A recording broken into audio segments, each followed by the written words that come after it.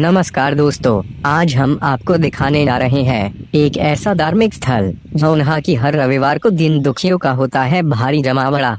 यह धार्मिक स्थल नीमच जिला मुख्यालय से 12 किलोमीटर दूरी पर स्थित कमल सरोवर की नगरी के नाम से विख्यात है। गांव जावी के श्री गुर्जर खेड़ा धाम पर प्रति रविवार को श्री गुर्जर खेड़ा सरकार और नाथों के नाथ अघोरी नाथ की चौकी लगती है और देश के कोने कोने से आने वाले सैकड़ों दीन दुखियों के कष्टों का निवारण होता है। बताया जाता है कि श्री गुर्जर खेड़ा धाम लगभग 400 वर्ष पुराना व ऐतिहासिक है। पूर्व में चदर शेड के नीचे दोनों देवता विराजमान थे। भक्तों की आस्था से मंदिर का नव निर्माण हुआ और दोनों देवता को विधि विधान से मंदिर में स्थापित किया गया। मंदिर के पीछे विशाल वट वृक्ष है जिसके अंदर नागरूप में भगवान विराजमान है। भक्तों की आस्था के अनुरूप उस वट वृक्ष के नीचे बामी और शिव परिवार के मंदिर और सिंहासन का निर्माण किया गया और आगामी दिनों में योजनानुसार शिव परिवार की विधि विधान से स्थापना की जाएगी। बामी के निर्माण के समय काम करने वाले मजदूरों ने एक अनोखी घटना देखी। प्रतिदिन निर्माण कार्य प्रारंभ होते ही नाग देवता स्वयं पास ही आम के वृक्ष के नीचे आकर उस निर्माण का अवलोकन कर रहे थे।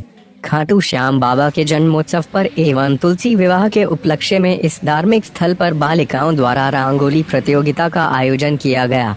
अब इस स्थल पर जल्द ही शिव व शिव परिवार विराजित होगा, जिसका कि सभी भक्तों को बेसब्री से इंतजार है। आप देख रहे हैं नीमच से चीफ एडिटर हेमंत गुप्ता के साथ वसीम अली की यह विशेष रिपोर्ट। कौन सा स्थान है?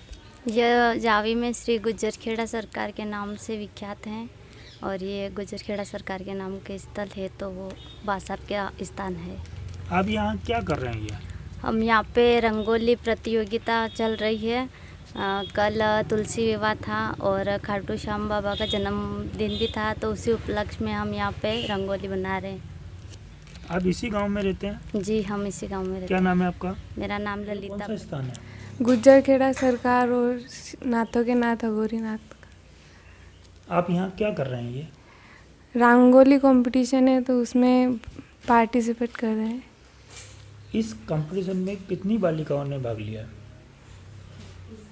10-15 बालिकाओं ने लिया। हाँ। आपका नाम क्या है? रितिका लोहार। आपका तो इसमें कितनी बालिकाएं शामिल है?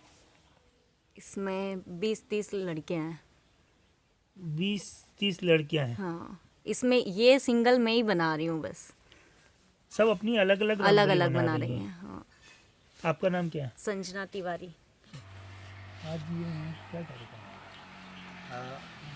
हिंदू धर्म के शास्त्रों के मान्यता अनुसार परंपरा चली आ रही है तुलसी विवाह की, और उसी उपलक्ष्य में बालिकाएं अपनी भावना व्यक्त कर रही है और रंगोली यहाँ के जो स्थानीय देवता हैं उनको और तुलसी माता भगवान कृष्ण को अपनी श्रद्धा भेंट करना चाहती हैं। तो उस उपलक्ष्य में ये तुलसी विवाह के निमित्त रंगोली एक प्रोत्साहन तो क्या देंगे, लेकिन एक कंपटीशन का रूप देकर बालिकाओं को प्रोत्साहित किया जाएगा।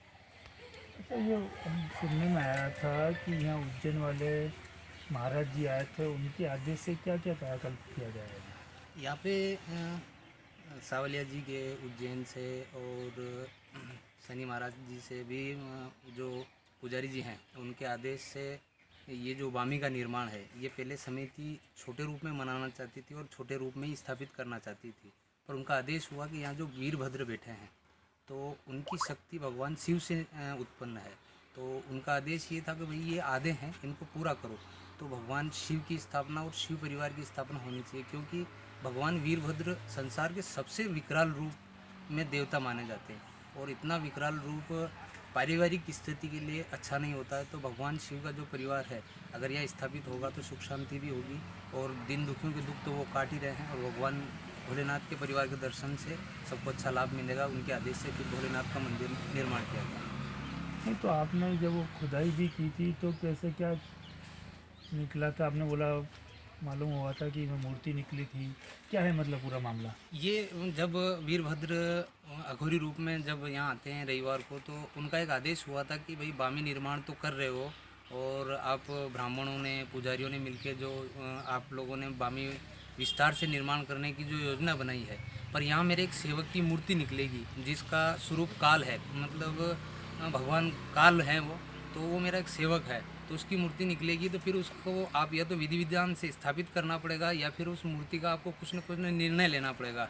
और भगवान ने बताया था कि नाग भी निकलेगा जब आप बामी की खुदाई करोगे, और 1.25 क्विंटल की मूर्ति निकलेगी जिस पे सिंदूर चढ़ा होगा, मारी पन्ने लगे होंगे। अगर ऐसा विधिवत निकलता है तो मैं सत्य हूँ, और अगर ऐसा नहीं निकलता है तो मैं भी झूठ हूँ और ये स्थान भी झूठा माना जाएगा। तो जब हमने खुदाई करवाई तो 1.25 क्विंटल की मूर्ति निकली, सिंदूर मारी पन्ने सभी लगे हुए थे, और नाग रूप में बाबूजी जो बामी के नाग रूप के देवता माने जाते हैं वो निकले, और उन्होंने आदेश किया था कि 1.25 महीने तक मैं यहाँ की पैरी करूँगा। तो यहाँ का जो मिस्त्री है वो कंटिन्यू हमें बताता था कि ये बाबूजी यहाँ बैठे हैं, बाबूजी यहाँ बैठे हैं। 1.25 महीने तक कंटिन्यू बाबूजी यहाँ रहे, और उसी की आंखों के सामने फिर बाबूजी ने ये सीढ़ियाँ चढ़ी और यहाँ पे प्रवेश करा।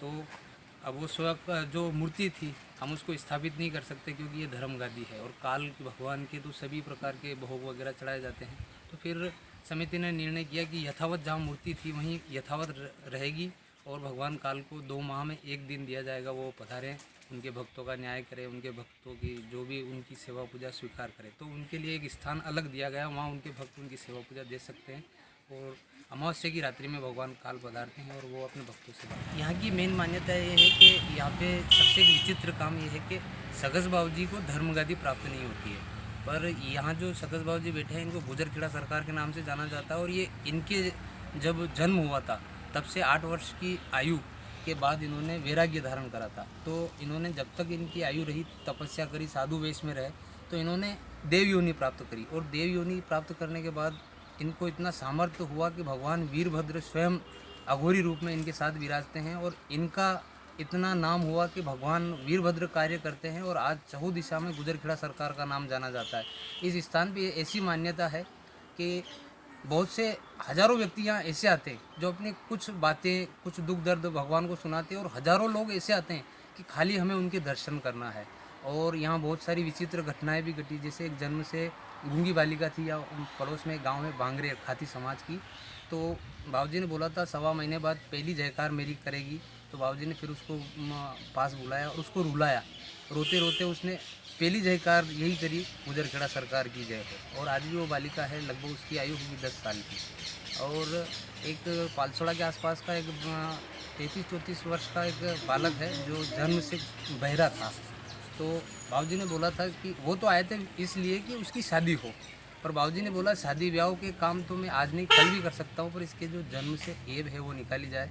तो एक वो बहरा था, तो बाबूजी ने बोला था कि ये 6 माह के अंदर आप इसको थोड़ा ज़ोर से पुकारना, ये सुन ले, तब इसको मेरे पास लाना। तो आज भी वो लगभग 5 वर्ष हो गए, प्रति रविवार हाजिरी करने आते हैं उसके पिताजी, और अब भी वो ये मान के चलो 70% सुन लेता है, मोबाइल पे बात कर लेता है।